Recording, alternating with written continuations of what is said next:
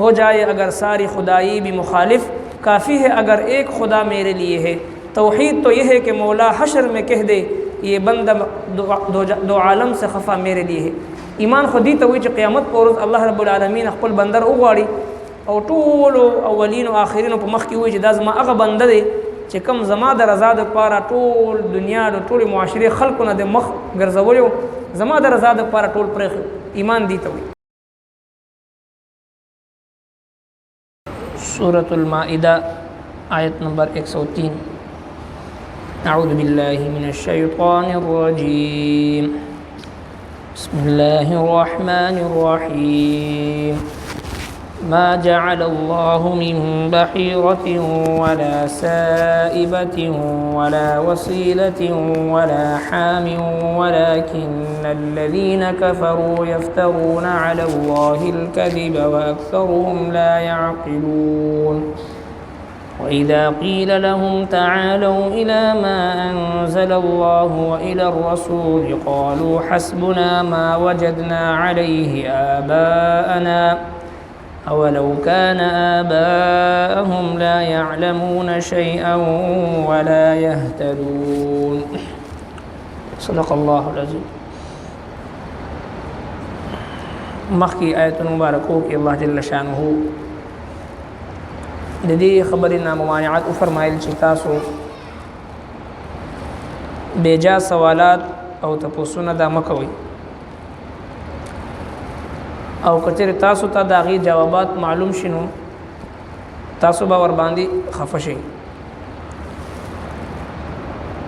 और तासो न मख की कौमों दासी तेर शुई दे चागोई दगसी सवालात कड़े दे और बिया अग सवालात दे वजना पागोई बांदी अजाबुना रा लगले शुई दे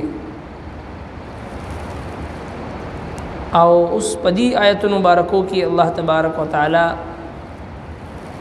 द बातिल रसूमातना मुमानियात फरमाए। बातिल रस्मुना रिवाजुना चिहगा द कुरान और द सुन्नत न साबित नवी अगर तरीक़ी चिकम लाजिमी गर्जवल शुवी प मुआशरे की दौर जाहिलियत ना द काफिरानो नखी और शिआर और पहचान गर्जदली वी अगर रस्मुना दहागी मुमानियात फरमाई। और वदी दुएम आयत मुबारक की अल्लाह तबारक व तआला द कुफ़ारो और द जाहिलानो यौबल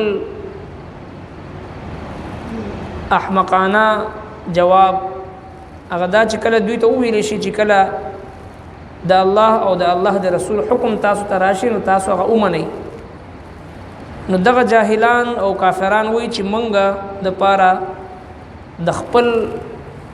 द प्लार निको चिकम तरीक़ा वा अगर टिक दा अल्लाह तबारक व तआला फरमाई अगर च दुई प्लार निको प हिस्सिज न पोही दो और न प हिदायत बांधियो नो बिया हम दुई दागोई पसी रवान नो मुशरिकीन बा यो सारवी दागी वक़ बई सुरे कड़ा और बिया द बुतानो प नामा बांधी बई अगा वक़फ़ को आगे तब सेनवेल और अगा द बुतानो प नुम बांधी वक़फ़ करे शो चागी तब दुई बहीरा वेल और दगसी साइबा साइबा अगर सावी तब वे ची दागी खपुल बुतानो पन्नुम बांधी बा मिन्नत और नज़र बई उमनो और बिया बई प्रे खुदो और वसीला अगा उख तब वे ची कम मुसलसल मादा बची जिगवल अगर तब वसीला वे और दी बहुम पदा का तरीक़ा बांधी बई प्रे खुदो हाम पदी आयत मुबारक की दगा सलूरो पिंजोवाणो मुमानियात अल्लाह जल्ल शानुहु करे दे हाम अगा चिकम मुसलसल लस पीरी बची उजी गवलो नर नागी तबदुई हाम वेल और अगा बहुम दुई पदगा अकीदा बांधी द बुतानो पनुम बांधी भाई प्रे खुदो نو الله تبارک وتعالى دې ټولو رسمونو ممانعت فرمایلی دي ما جعل الله ند جائز کړي الله جل شانه من بحيره سغوکش لیدلی ولا سائبه او نه آزاد پر خودل شوي ولا وسيله او نه پیوس کړي شوي ولا حام او نه حام ولكن الذين كفروا لیکن هغه کسان چې کافران دي یفترون جوړوي علی الله په الله جل شانه باندې کذب دروغ واکثرهم لا يعقلون او ډیر د دوینا عقل نه لري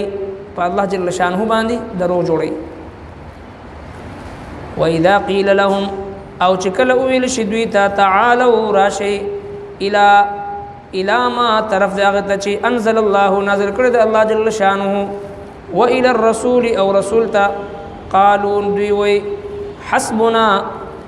پرد موږ د پارا ما وجدنا عليه پرد موږ لرا ما هغه وجدنا عليه چې مونږ د موږ پاغي باندې آباءنا مشران خپل اولو کان آباؤهم اگر که وود مشران د دوی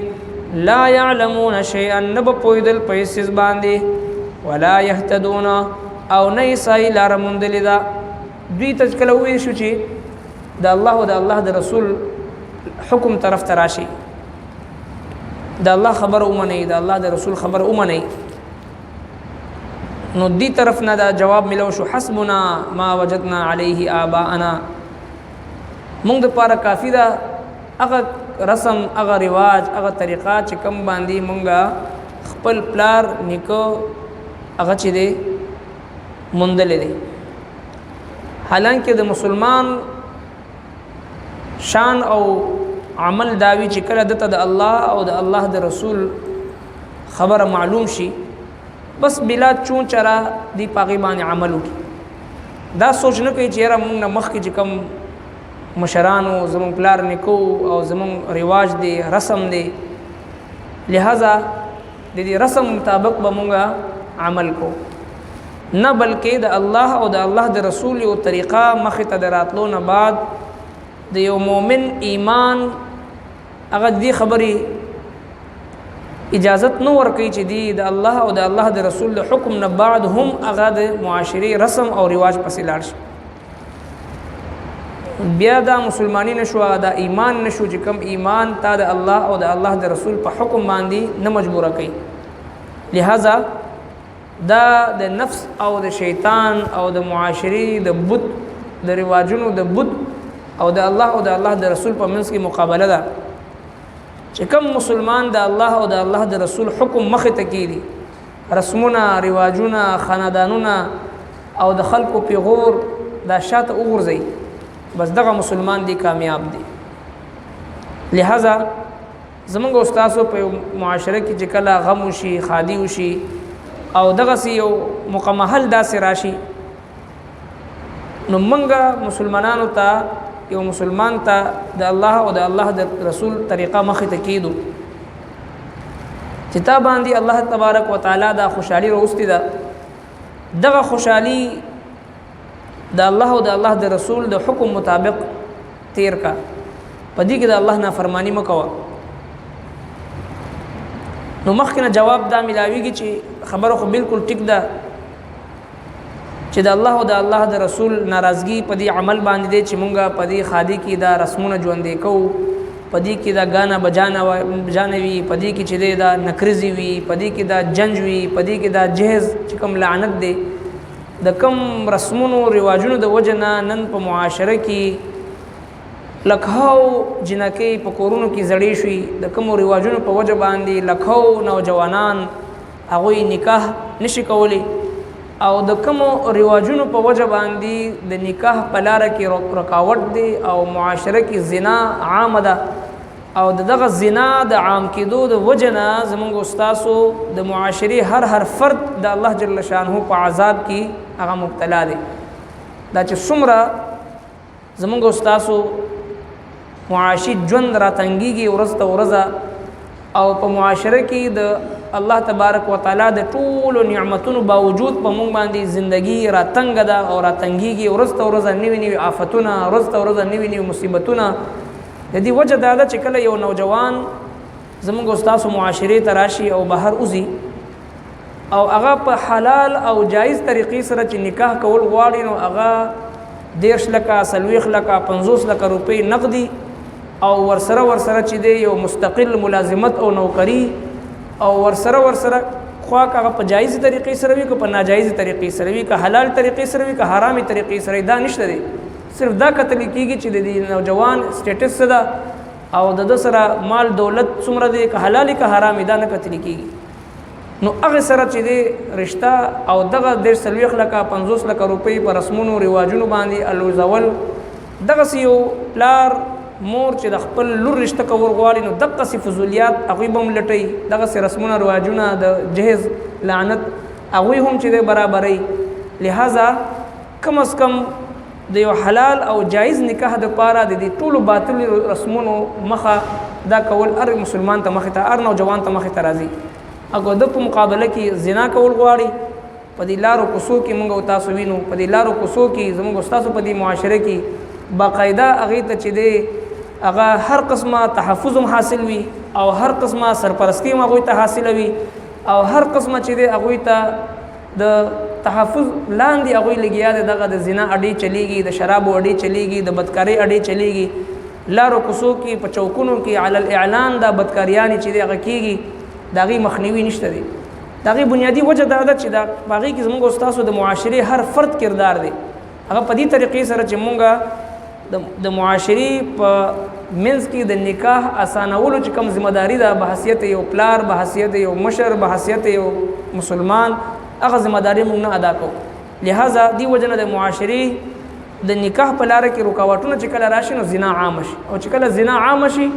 نو د هغې عذاب لاندې هر خاص او عام چې دی هغه مبتلا کېږي سره زموږ استاسو حالت دی لہذا د هر مسلمان دا ذمہداري ده چې هغه دغه باطل رسمونه خوا هغه د واده رسمونه وي خوا هغه د غم رسمونه وي خوا هغه د نور چې څونه مراسم دی په هغې کې زموږ څه رسمونه د هندوانو دی څه د یهودیانو دی څه د عیسایانو دی څه د سیکانو دی د ټولو کافرانو مختلف رسمونه زموږ استاسو په معاشره کې چې دغه منځلي کېږي دین اجتناب کول ضروری دی ځکه الله تبارک وتعالی د خلکو مثال او واقعه ذکر کړی چې کله دوی ته وویل شي راشئ د الله او د الله د رسول خبره ومنئ دوی وایي چې نه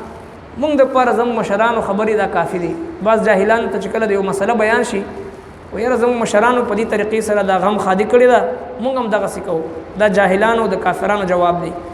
مسلمان دای چې د هر عمل کول نه مخکې دا معلوم کړي چې زما د الله او زما د رسول طریقه په دې کې څه دی او کوم طریقه باندې زه د آخرت د شرمندګۍ نه د ذلت د رسوایۍ نه په دې باندې بچ کیدی شم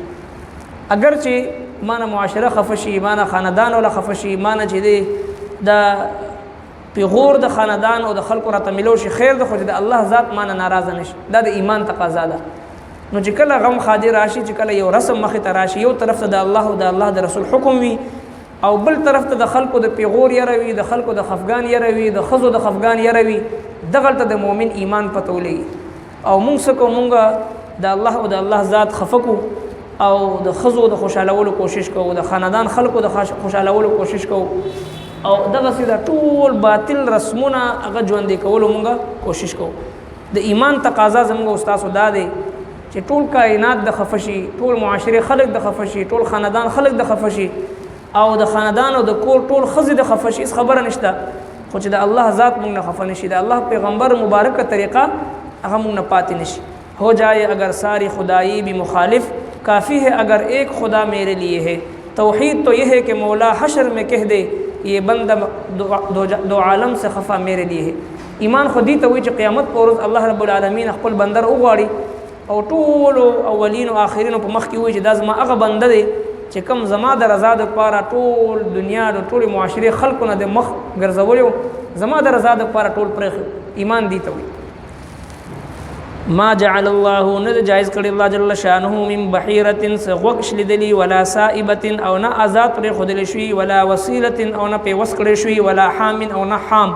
ولكن الذين كفروا لیکن هغه کسان چې کافران دي يفترون على الله الكذب جوړوي په الله باندې دروغ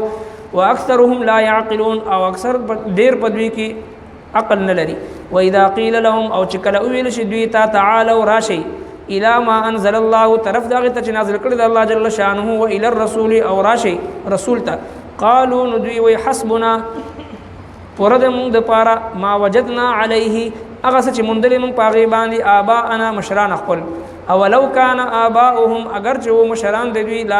لا يعلمون شيئا نه پوهیدل په هیڅ باندې پس دین باندې ولا يهتدون او نسم لار مندل دا صدق الله العظيم ربنا تقبل منا انك انت السميع العليم وتب علينا انك انت التواب الرحيم برحمتك